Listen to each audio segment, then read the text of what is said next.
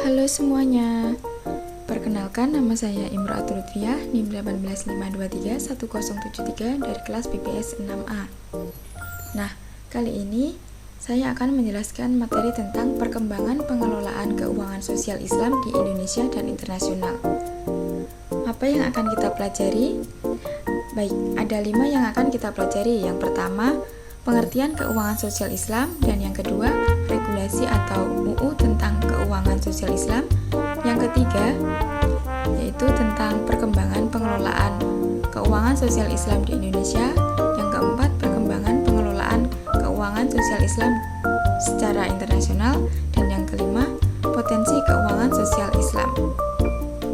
Pertama, sebelum membahas mengenai perkembangan keuangan sosial Islam, saya akan sedikit menjelaskan tentang apa itu keuangan sosial Islam.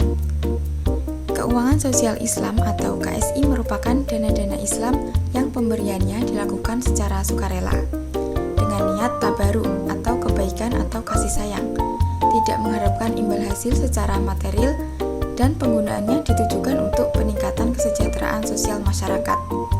Di Indonesia, keuangan sosial dalam Islam identik dengan institusi zakat dan wakaf.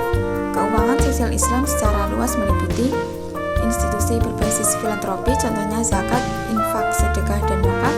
Kemudian institusi berbasis kerjasama, contohnya qard dan kafalah, di mana qard atau kerjasama berbasis pinjaman dan kafalah merupakan kerjasama berbasis jaminan. Yang kedua yaitu regulasi. Regulasi atau undang-undang tentang keuangan sosial Islam, yaitu yang pertama Undang-Undang Nomor 23 Tahun 2011 mengenai pengelolaan zakat. Yang kedua, Undang-Undang Nomor 41 Tahun 2004 tentang wakaf. Dalam UU Nomor 23 Tahun 2013 juga disebutkan bahwa dana sosial Islam lain seperti infak, sedekah, dan DSKL atau dana sosial keagamaan lainnya masuk dalam kewenangannya.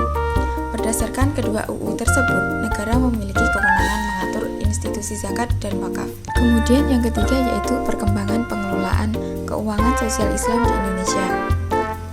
Indonesia meraih peringkat pertama Islamic Finance Country Index atau IFCI pada Global Islamic Finance Reports pada 29 Oktober 2021 karena Indonesia memiliki sektor keuangan sosial Islam yang paling dinamis di antara seluruh negara di dunia. Di Indonesia, keuangan sosial Islam identik dengan institusi zakat dan wakaf. Zakat. Pengelolaan zakat di Indonesia hanya boleh dilakukan oleh organisasi pengelola zakat atau OPZ milik swasta yang mendapatkan izin dari pemerintah, dalam hal ini adalah LAS. Wakaf. Berdasarkan hasil FGD, hingga tahun 2022 tercatat terdapat 306 yang memperoleh izin Badan Wakaf Indonesia atau BWI untuk mengelola dana dan wakaf dan uang. Badan Amil Zakat Nasional atau BAZNES. BAZNES adalah organisasi pengelola zakat yang dibentuk oleh pemerintah, terdiri dari unsur masyarakat dan pemerintah dengan tugas mengumpulkan, mendistribusikan, dan mendayagunakan zakat sesuai dengan ketentuan agama. BAZNES memiliki fungsi dalam perencanaan, pelaksanaan, pengendalian, pelaporan, serta pertanggungjawaban pengelolaan zakat di Indonesia. BAZNES merupakan pengelola sekaligus koordinator pengelolaan zakat yang meliputi BAZNES Provinsi, BAZNES Kabupaten atau Kota, dan LAS. Lembaga Amil Zakat atau LAS merupakan organisasi pengelola zakat yang dibentuk dan diprakarsai masyarakat dan badan hukum sendiri yang dilakukan oleh pemerintah. Tujuan LAS adalah untuk meningkatkan efektivitas dan efisiensi pelayanan dalam pengelolaan zakat, meningkatkan manfaat zakat untuk mewujudkan kesejahteraan masyarakat. Badan Wakaf Indonesia atau BWI merupakan lembaga independen untuk mengembangkan perwakafan di Indonesia. Dibentuk berdasarkan Undang-Undang Nomor 41 Tahun 2004 tentang wakaf, berkedudukan di Ibu Kota Jakarta, dan mempunyai cabang di provinsi dan kabupaten atau kota.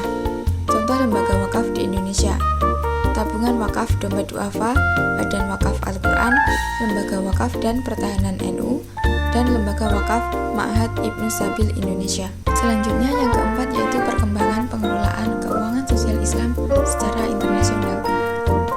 Istilah keuangan sosial sosial pertama kali dipopulerkan IRTI-ISDB atau The Islamic Research and Training Institute, The Islamic Development Bank, yang mencakup filantropi Islam berupa zakat, infak, sedekah, dan wakaf, serta keuangan mikro Islam seperti Baitul Mal wa Tamwil.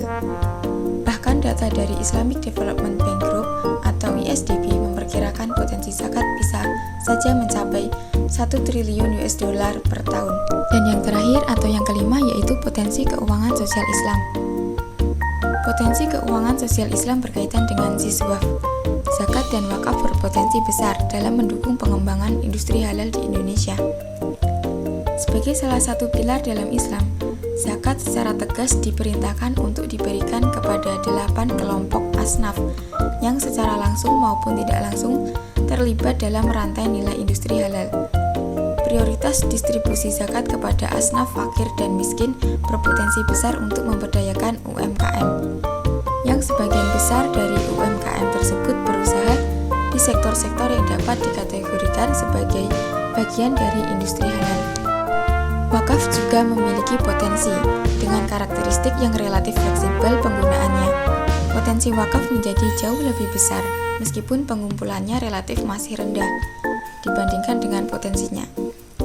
Oleh karena itu, siswaf menjadi salah satu rencana aksi pendukung industri halal yang disalurkan melalui program-program sektor real, khususnya industri halal. Dalam puncak acara ISEF ke-8 tahun 2021, Deputi Gubernur BI Sugeng dalam acara Seminar Nasional Wakaf mengungkapkan bahwa Indonesia memiliki aset wakaf dan potensi wakaf uang yang sangat besar untuk memajukan sektor wakaf sebagai negara berpenduduk muslim terbesar. Melalui pengelolaan yang efektif dan inovatif, wakaf produktif akan meningkatkan efisiensi, mempercepat pembangunan ekonomi, dan meningkatkan kesejahteraan rakyat.